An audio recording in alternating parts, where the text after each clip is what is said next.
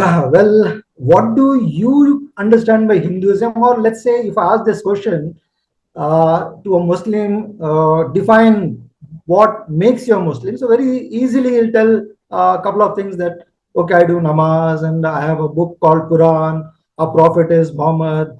Similarly, if you ask a Christian to define himself, he'll say, yes, Jesus Christ is what we believe in. We go to church, and Bible is a holy book.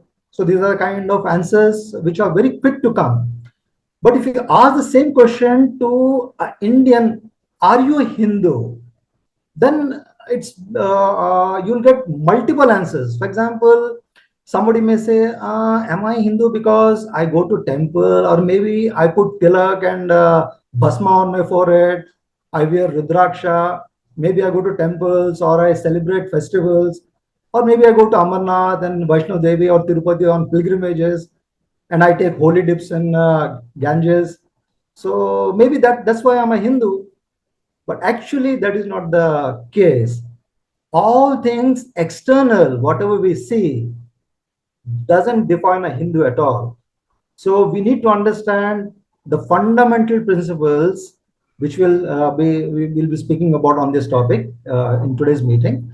So, what are the fundamental principles, or the pillars, or the foundation of being a Hindu? In fact, this word Hindu itself is a misnomer. Many of us do not know that we are not Hindus actually. So you might say, then what are we? We are actually Sanatanis. So next thing is, if somebody is to ask you, what is the meaning of Sanatana Dharma? Sanatana means eternal, timeless, beginningless, endless. Now, the principal difference between Hinduism, or let's say Sanatana Dharma, and all other religions per se in the world, be it Christianity, Buddhism, Jainism, Islam, Sikhism, there is a major difference. These are all known as sampradayas, and dharma is only one, Sanatana Dharma in the world. The reason why the others are known as sampradayas are because they have a prophet or somebody who began that religion. It did not exist before the advent of Christ. There was no Christianity. Before the advent of Prophet Muhammad, there was no Islam. Before the advent of Guru Nanak, there was no Sikhism. So if you go on seeing this, all this started with a personality, somebody who began that. And they generally will have one text, which they're called their holy books.